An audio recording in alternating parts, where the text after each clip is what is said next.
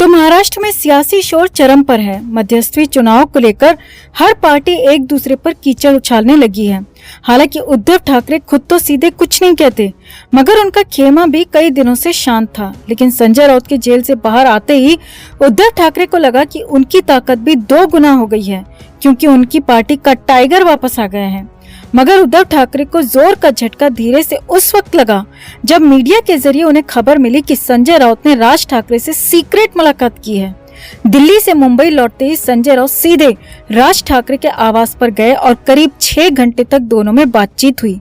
सबसे हैरानी की बात यह है कि धाकड़ छवि वाले संजय राउत इस मुलाकात के दौरान मीडिया से छिपते हुए अंदर गए और बाहर निकलते वक्त भी मीडिया कर्मियों से पूरी तरह दूरी बनाए रखी।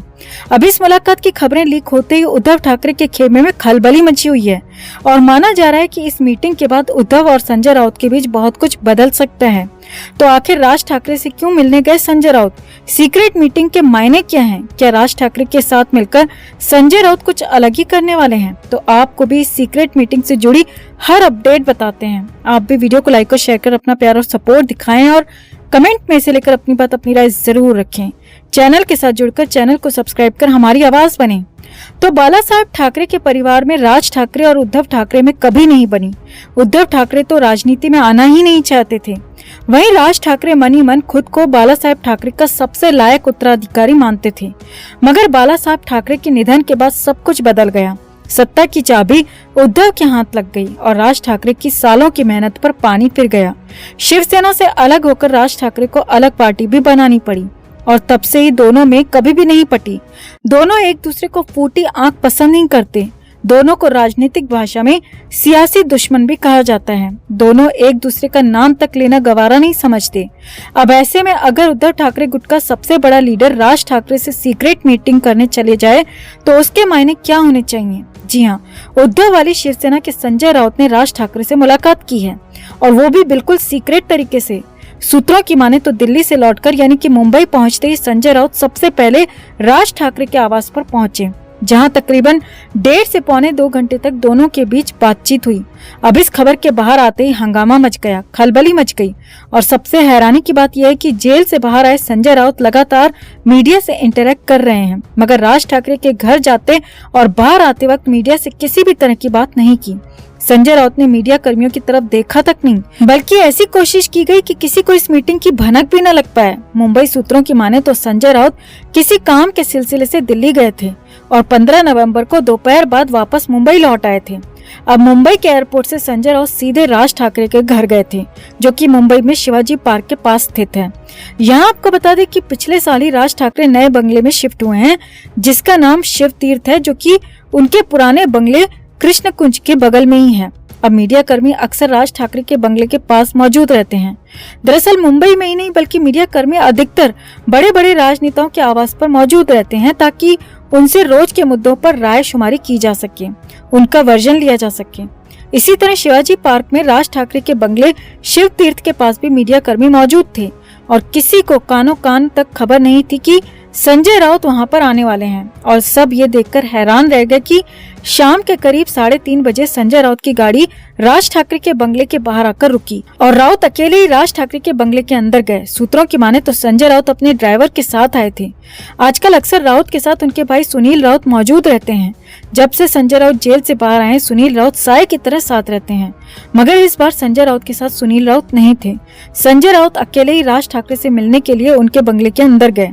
मीडिया सूत्रों की माने तो करीब 1.5 से पौने 2 घंटे तक दोनों के बीच में बातचीत हुई और इसके बाद संजय राउत अपनी गाड़ी में बैठकर निकल गए।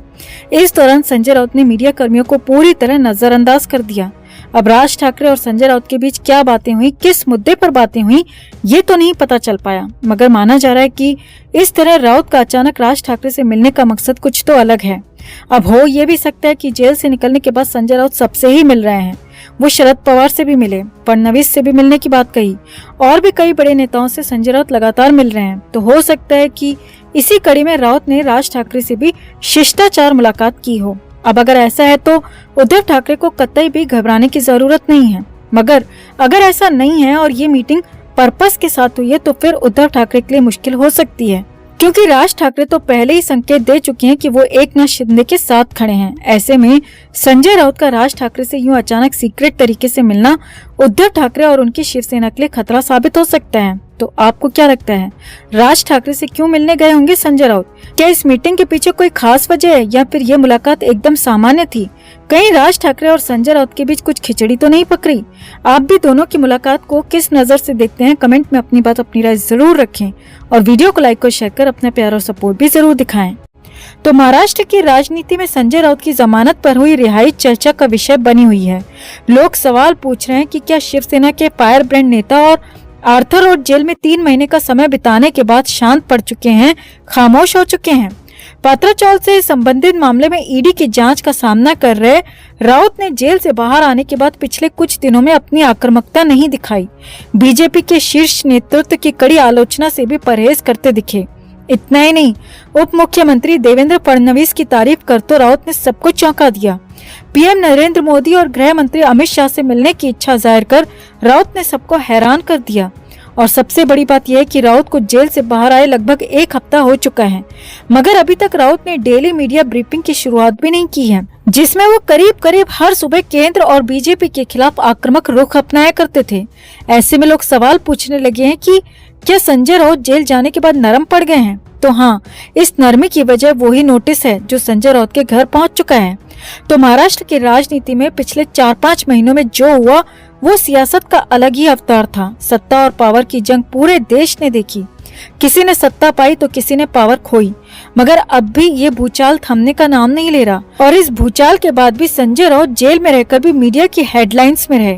और अब एक बार फिर से राउत के घर के बाहर मीडिया कर्मियों का जमावड़ा लगा हुआ है। दरअसल 2 दिन से राउत के घर के बाहर काफी तादाद में पत्रकार जुटे हुए हैं और इसकी वजह वो नोटिस है जिसका जिक्र हम 13 नवंबर की हमारी स्टोरी में कर चुके हैं। और उस नोटिस के आने के बाद तो मैत्री से लेकर मातोश्री तक खलबली मची हुई है।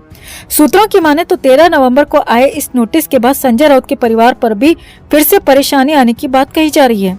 और सबसे बड़ी बात यह है कि इस नोटिस के आने के सिर्फ 4 घंटे बाद ही उद्धव ठाकरे के घर मातोश्री में एक सीक्रेट मीटिंग भी बुलाई गई। इस मीटिंग को बेहद अर्जेंट बेस पर बुलाया गया। मीडिया रिपोर्ट्स के मुताबिक इस मीटिंग में सिर्फ 5 लोगों को ही आने की परमिशन थी। तो जैसे ही मीटिंग को लेकर बुलावा आया तो संजय राउत अपने भाई सुनील राउत के साथ मातोश्री पहुंचे। और सबसे खास बात यह है कि संजय राउत जब मातोश्री के लिए अपनी गाड़ी से उतरे तो संजय राउत के हाथ में वही लिफाफा था जो कि 13 नवंबर को जांच एजेंसी की टीम राउत के घर पर देकर गई थी।